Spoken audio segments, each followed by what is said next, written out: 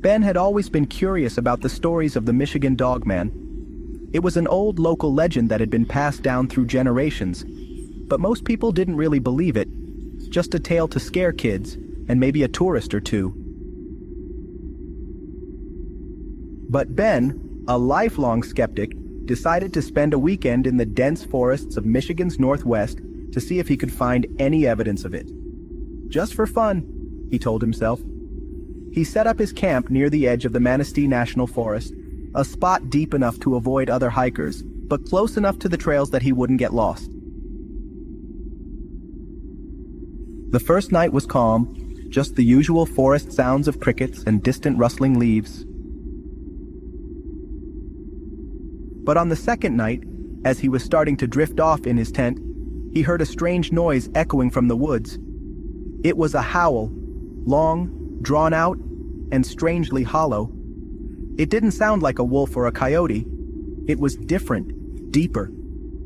There was something unsettlingly human about it, yet off, as if something much larger were attempting to mimic a howl. Ben's skin prickled as he lay there, listening, trying to convince himself it was just his imagination. The howl came again, closer this time.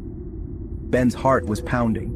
He reached for his flashlight and cautiously unzipped his tent, casting the beam into the pitch-black forest. The light bounced off the thick trunks of trees, but there was nothing there. The woods were silent again, the air unnervingly still. Then, just as he was about to retreat back into his tent, he heard heavy, deliberate footsteps, slow and careful, as if something large was moving just out of sight.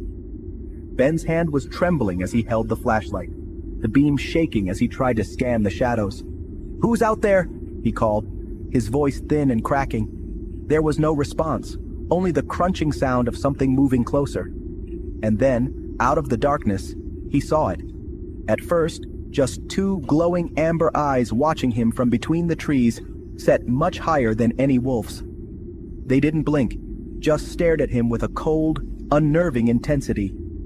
Ben's breath caught in his throat as the figure began to emerge from the shadows. It was massive, towering at least 7 feet tall, its body covered in thick, matted fur. The creature had the broad shoulders and torso of a man, but the head of a dog or wolf, with an elongated snout and sharp, bared teeth glinting in the faint light of Ben's flashlight. Its ears were pointed, twitching as it listened to him, as if sizing him up. Frozen in terror, Ben took a shaky step back, and the creature let out a low, guttural growl that vibrated through his chest.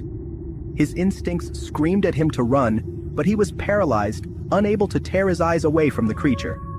Slowly, the dogman lowered itself onto all fours, its limbs unnaturally long and bent, giving it a grotesque, spider-like appearance as it moved. With each step it took, Ben's heart hammered faster. He could barely breathe as he watched it circle him, its eyes never leaving his. Then, just when he thought it was about to lunge, the dogman stopped and tilted its head, as if listening to something. Its gaze flicked to the shadows behind him, and Ben didn't hesitate. He turned and bolted, sprinting as fast as he could through the forest, his flashlight beam bouncing wildly as he ran. Behind him, he could hear the creature's heavy footsteps keeping pace, gaining on him with every step. His lungs burned, his legs screamed in pain, but he didn't dare look back. He could hear it panting, growling, its claws tearing into the ground as it chased him. Finally, he burst out of the trees and into the clearing near his car.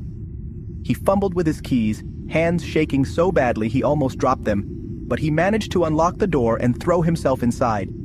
Slamming the door shut, he locked it and stared out into the darkness, panting. There, just at the edge of the tree line, the dogman stood, watching him with those cold amber eyes. It didn't try to come any closer, it just watched, its lips curling back in a snarl that looked almost like a smile. As Ben drove away, his headlights illuminated the creature one last time. It stood tall, its silhouette monstrous and still, watching him leave. But just before he lost sight of it, he saw it raise a clawed hand to its mouth as if mimicking a wave goodbye. Ben never returned to those woods. And even now, years later, sometimes he still sees those amber eyes watching him in the darkness, waiting as if the Dogman has marked him, a silent reminder that it's still out there, watching, just beyond the edge of the light.